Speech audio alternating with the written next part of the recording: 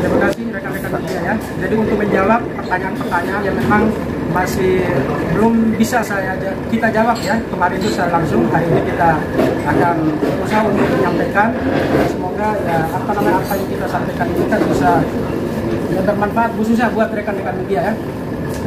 Jadi pertanyaannya, alasan kenapa klien kami Iklim Hakim itu sampai mengundurkan diri atau mencabut hubungan kuasa antara klien kami Iklim Hakim dengan kuasa hukum yang lama.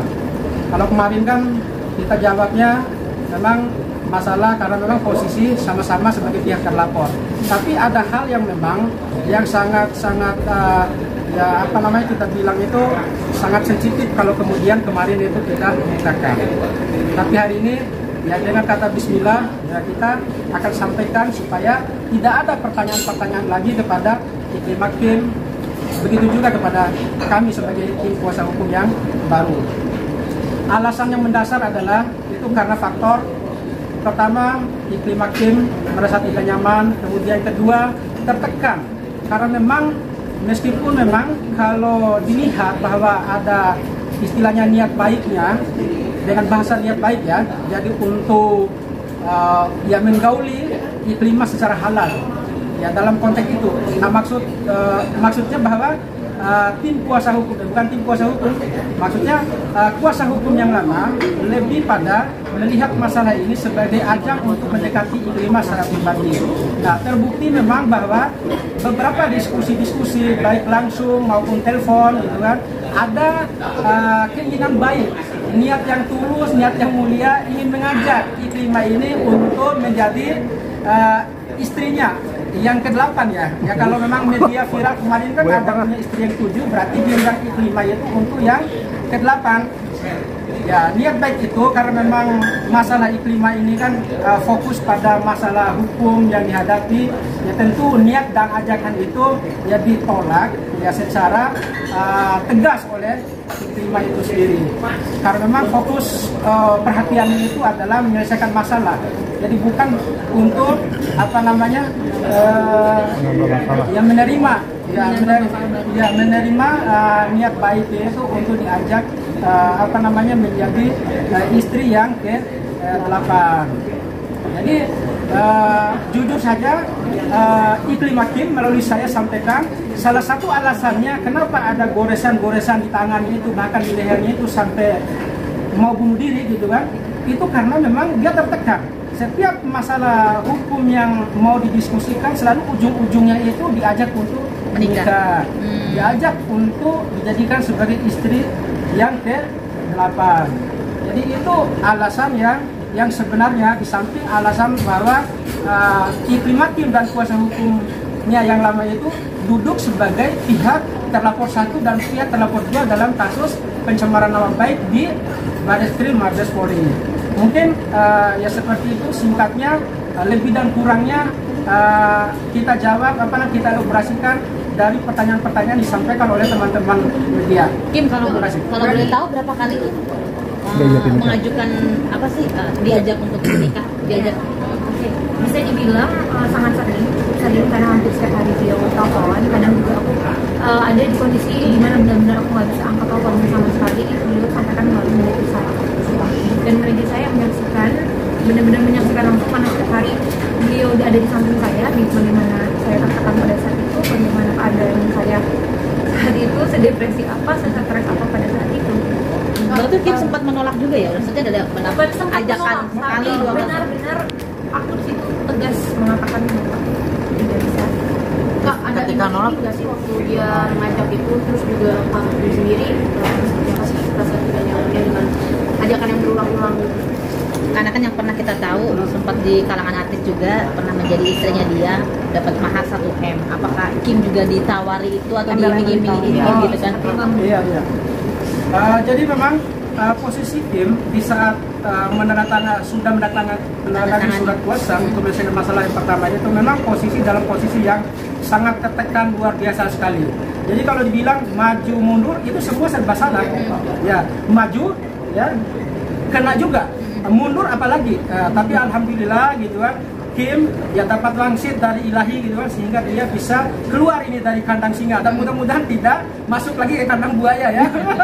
Kandang buaya abang. Iya, jadi Terus. iya, karena memang iming-iming awalnya itu Kim ini memang didampingi proses hukumnya ya, kemudian tanpa mengeluarkan biaya apapun. Yang penting gitu kan, satu, Kim mau jadi Istrinya. Istri yang keberapa? istri yang ke-8. Tapi itu tidak disampaikan sebelum tanda tangan ya? Setelah tanda tangan. Setelah tanda tangan itu baru beliau utarakan kepada saya. Saya juga merasa kayak kok gini ya. Utarakannya dalam arti kata seperti tiba-tiba dia langsung ngajak gitu. Dan itu Saya perlahan-lahan lah, jadi pendekatannya sangat smooth sekali ya gitu kan. Iya, maksudnya awal-awal kan. Kalau dia langsung itu to the point kan pasti kamu itu kan akan ini ya, kaget dan langsung apa namanya ya menolak gitu kan, shock dan. Tapi ini kan ya perlahan-lahan gitu kan. Kemudian ya di perjalanan kemudian dia sampaikan itu secara langsung, baik melalui dia sendiri ya maupun dengan melalui orang lain. Nah itu yang buat Kim itu merasa sangat tertekan sekali dan terkejut sampai bahkan dalam bahasa via telepon itu Kim sendiri pun saya nyampaikan kalau abang terus seperti ini saya bisa-bisa itu bunuh diri. Nah jawabannya kenapa ada tangan yang tergores, leher yang tergores gitu kan? maksa kali ya Kim.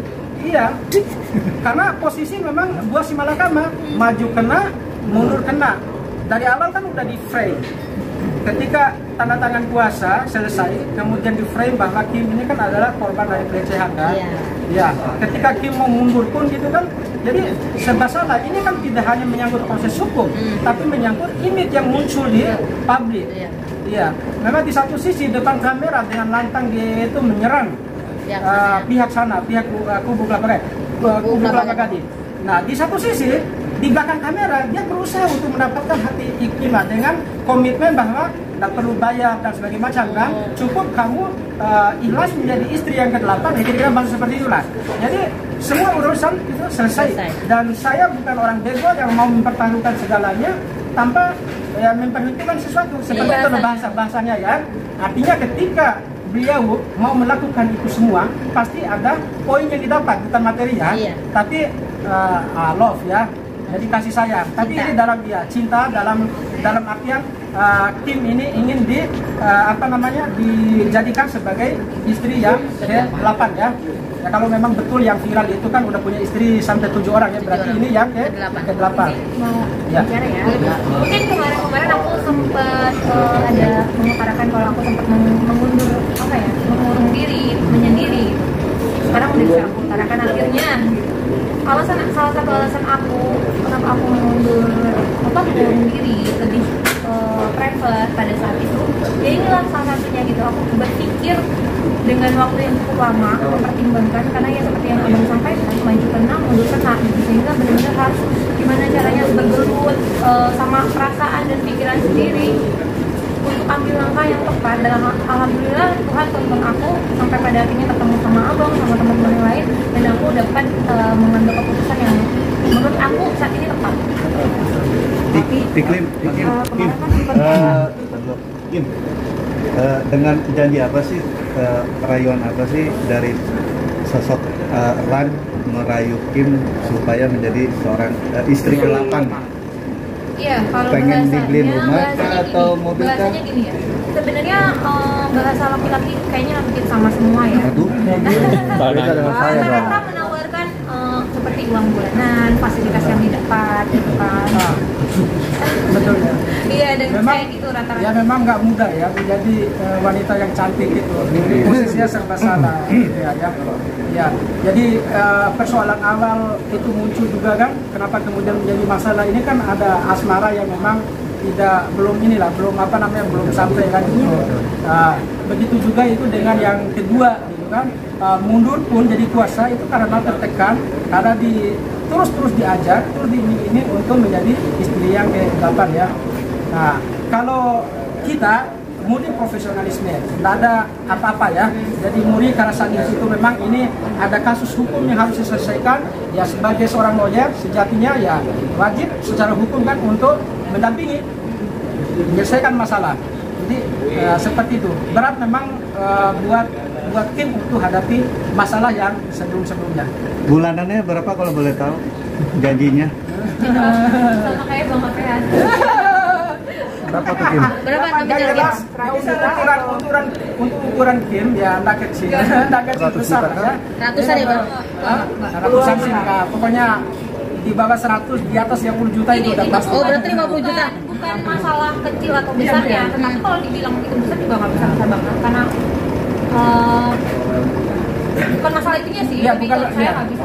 Penolakannya itu bukan karena masalah berapa yang harus Nominal. ya, berapa harus yang memang yang diterima oleh Kim tiap bulan, tapi masalah hati dan perasaan. Karena hati dan perasaan itu kan kita bisa diukur dengan berapa bulan yang dikasih, berapa mobil mewah yang dikasih, yang diterima ya, gitu kan. Tapi ini lebih-lebih ya kalau bicara hal yang masalah yang serius, ini menyangkut hati dulu, baru kemudian nominalnya walaupun besar juga kan. Tapi yang utama itu adalah hati. Penolakannya bukan karena masalah berapa nominalnya, tapi pertama itu masalah hati. Kemudian yang kedua itu yang terkait dengan masalah penolakan di pihak kubu Rasuna Said ya, kalau kita bilang seperti itu masalah ya karena memang awalnya itu kan bahwa dijanjikan akan selesaikan masalah hukumnya sampai tuntas ya. Setelah tanda tangan kuasa kok berubah gitu loh. Seolah-olah Kim ini kan udah masuk dalam jebakan Batman. Ya, Itu kenapa kita yang mengatakan bahwa merasa dijebak? Iya, merasa dijebak gitu loh. Ya ujung-ujungnya diminta untuk dijadikan yang ke-8, diminta untuk dijadikan yang ke-8. Sekian kali sampai sekian kalinya ya, sampai pada hari H penandatanganan pencabutan kuasa itu ya, bujukan-bujukan dan ajakan itu masih terus ya? Sering disampaikan. Ya bahkan ya kalau saya lihat secara pribadi ya sebenarnya, bahkan Kim pun setelah dia lepas dari hubungan kuasa dan penerima kuasa ya, dia masih juga dicolek-colek. Sampai sekarang Kim? Ya sampai ya kalau sekarang sih enggak gitu kan. Jadi ketika Kim resmi mencabut kuasa, jadi bahkan beliau kan menyampaikan ya secara hukum hubungan kuasa dan klien kan selesai. Tapi sebagai silaturahim antara abang dan adek gitu kan, membangun hubungan kekeluargaan gitu kan, ya tetap akan terjalin bila mana Kim kan tetap istilahnya kalau Kimnya mau kan. Tapi masalahnya karena Kim ini kan sudah tahu apa niat yang terselubung gitu kan, ya bukan yang terselubung lagi lah, tapi udah terang benerang dia sampaikan gitu ya, dengan kata maaf yang sebesar-besarnya gitu kan, ya udah cukup kan gitu.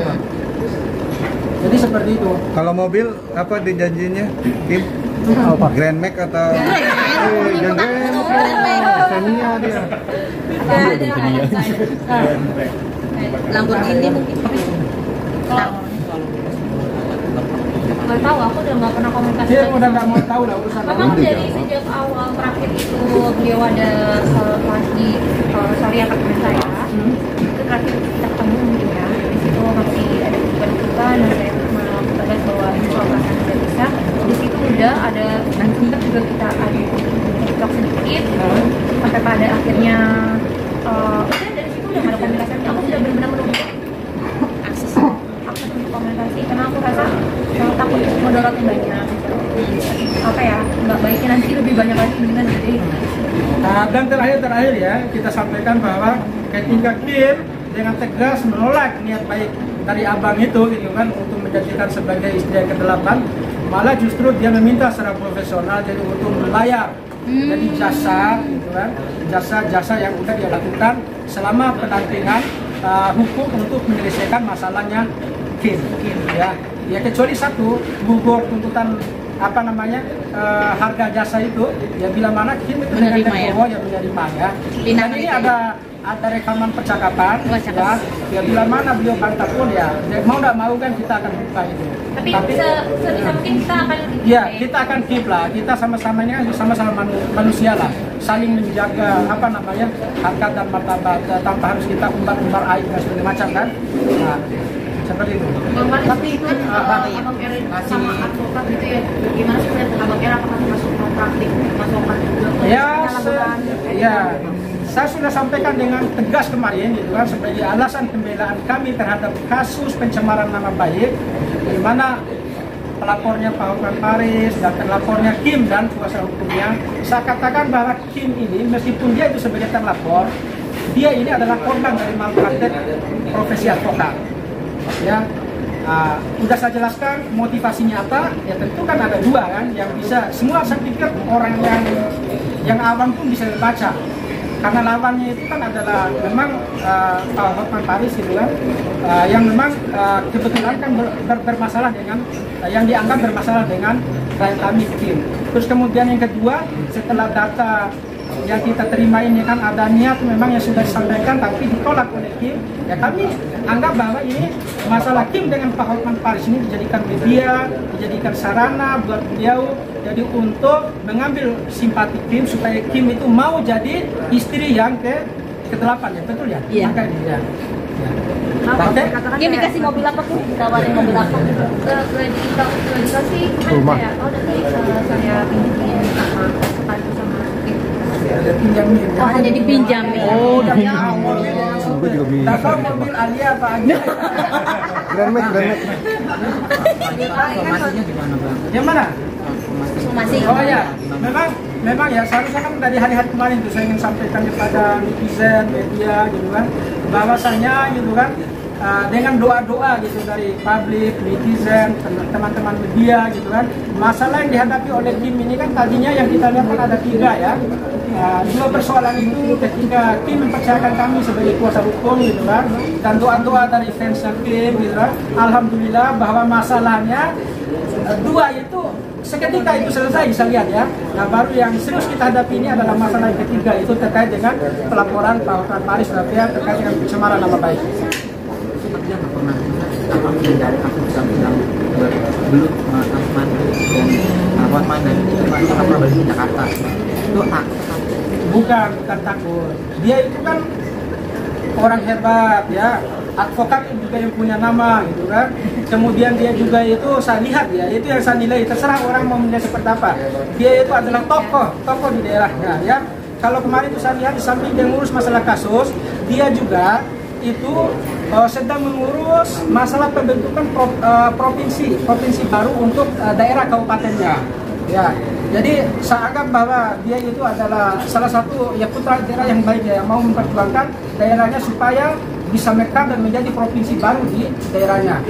Jadi bukan karena persoalan takut, karena kesibukan aja, persoalan politik, kemudian persoalan ya klien-klien yang memang yang sudah mempercayakan kepada dia untuk mengurus masalah di daerah ya.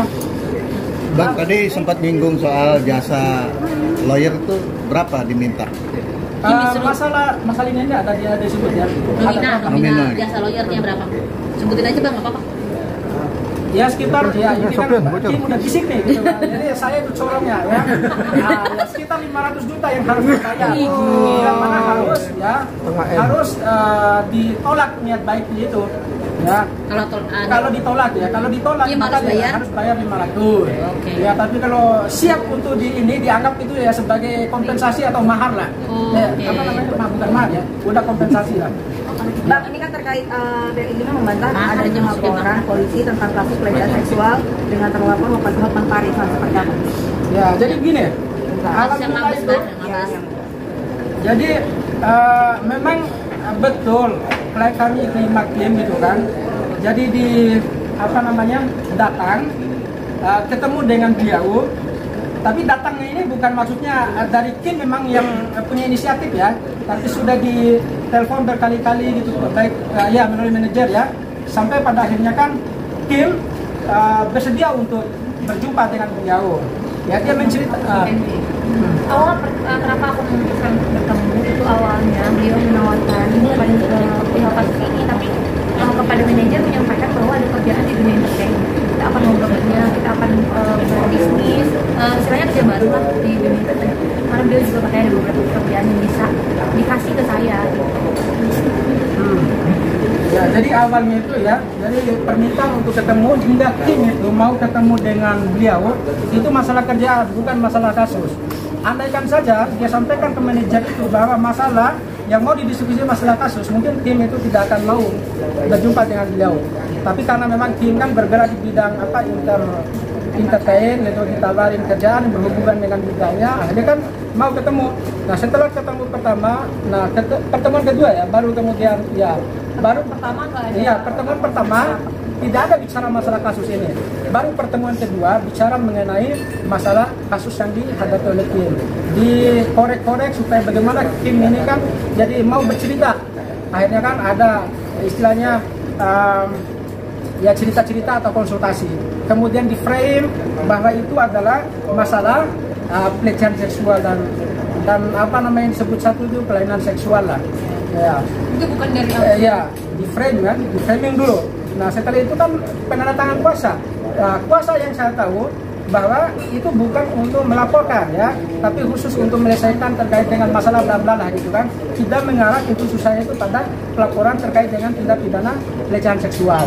Setelah itu ada konferensi pers ya yang berkali-kali materinya itu tidak pernah didiskusikan dengan Kim.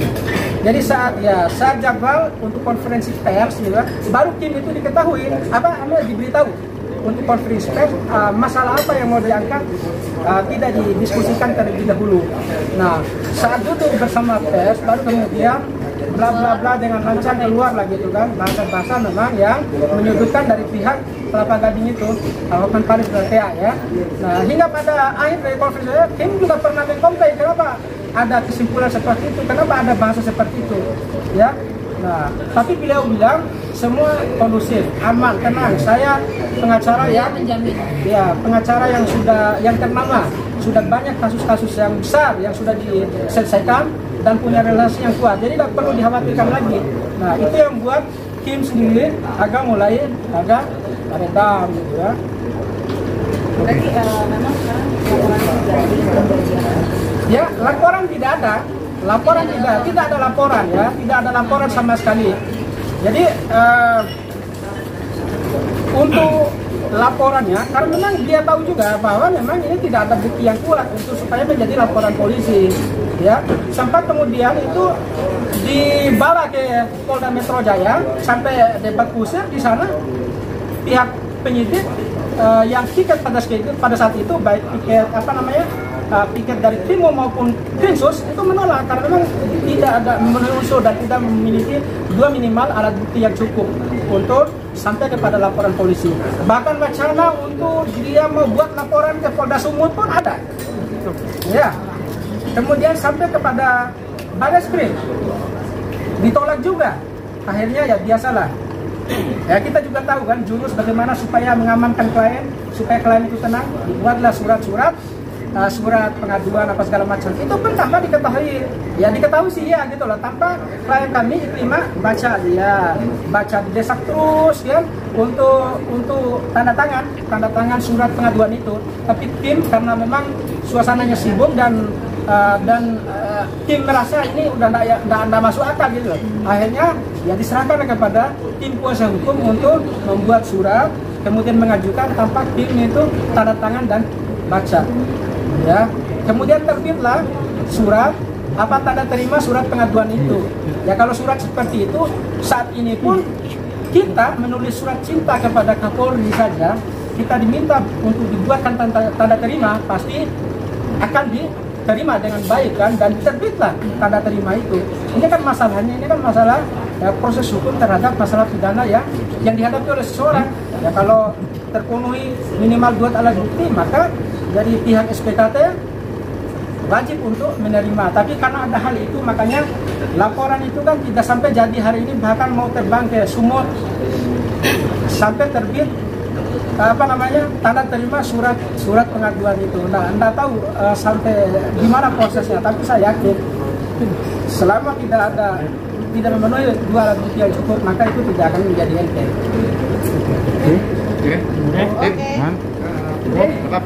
Lagi foto dulu. Abang sama Kim saya Satu lagi. Tambahan lagi. Apa? Tambahan. Sebelah sana dulu. Ini gimana kayak bikin pengakuan palsu seperti itu atau gimana? Sebelah.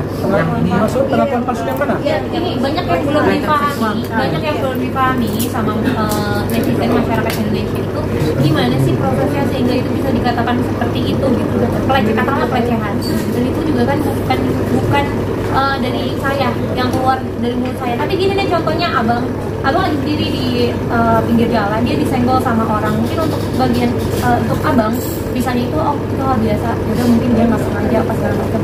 Tapi saya mau warning abang untuk iya nyenggol bang, kejar gitu sampai dapat gitu kan. Itu kan dua hal yang berbeda. Itu saya kasih gambaran aja ya. Dan akhirnya abang juga tersulut emosi gitu. Oh iya nih gitu. Ya udah kejar, dia nyenggol saya gini. Itu hanya gambaran. Bisa kan kalian persepsikan sendiri deh. Jadi artinya tidak ada semacam keterangan palsu Kepada siapa? Tidak ada keterangan palsu. Semua cerita disampaikan, mulai dari Iklim Hakim ini jadikan aspri ya oleh Pak Hotman Paris diceritakan semua. Kemudian sampai pada ada kata ajakan untuk pacaran, diceritakan semua gitu loh.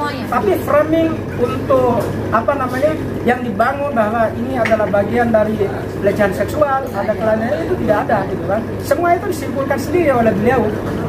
Ya. Jadi Kim ini orang awam ya, yang saat itu memang kondisi psikisnya itu dalam keadaan tertekan, banyak masalah yang memang harus dihadapi ya. Ada anak yang usia 4 tahun yang harus dia rawat, dia besarkan gitu kan. Jadi ada ibu di sana, di Sukabumi sana yang selalu mendoakan dia, bahkan melihat layar TV pun tidak berani gitu kan, karena anaknya kan diserang sana sini oleh orang yang tidak menyukainya ya. Jadi ya harus dipahami seperti itu. Kemudian ya datang lagi gitu kan Arjuna ya yang sejatinya tadi itu katanya mau menyelesaikan masalah, tapi ya ujung-ujungnya kan berubah menjadi tetap Arjuna juga gitu.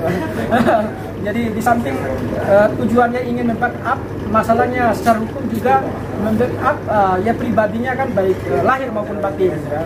Nah, tentu semua itu kita katakan niatnya baik, kan, niat yang mulia, dan saya yakin kan udah dicatat sama Allah yang kuasa atas niatnya itu. Cuman persoalannya kan tim belum siap untuk menerima hal itu. Itu saja sih. Bang, ada rasa khawatir nggak sih dengan pembukaan hari ini disomasi oleh pihak sana nanti? Oh, bagi kami ini kan kebenaran dan fakta yang harus kita sampaikan ya. Jadi biar tidak ada tanda tanya, biar tidak ada yang ditutup-tutupi gitu kan. Yang masalah somasi buat kami ya itu masalah apa ya? Ya biasalah gitu kan. Ya. Nggak kaget ya Bang? Iya. Jadi tidak perlu kita khawatirkan. Yang penting kita maju. Tidak usah kita ragu untuk membuka hal-hal yang sifatnya benar ya. Apalagi ini menyangkut masalah hukum. Karena tujuan kami ini kan adalah mau menyelesaikan masalah ini secepat-cepat mungkin dan sebaik-baik ya. Jadi baik dari pihak sana itu merasa ya baik ya, dari pihak kita juga kan merasa baik, win-win solution lah yang kita harapkan untuk ending dari masalah ini ya. Oke, sedikit soal tadi diajak sedikit Hakim juga sempat menolak gitu kan dengan tegas gitu. Alasannya kenapa sih mungkin tadi kata Bang Farid masalah hati, apakah memang berusaha dengan atau seperti apa tuh ternyata ya. Kalau masalah ini, kalau kita nggak suka, nggak senang sama orang yang nggak bisa, minimal kita ada feel dulu kan. Mungkin kalau beliau sampaikan kepada saya dari sejak awal, saya akan suka dari sejak awal juga. Tapi karena beliau sampaikan setelah itu, ya seperti yang abang sampaikan, maju tenang, mundur tenang. Di posisi saya itu sebenarnya serba salah. Karena kan di sini juga saya sampai sempat mengutarakan juga, ya saya ini orang yang ibarat kata lemah, yang perlu memang dibantu, bukan dengan cara seperti ini. Oke.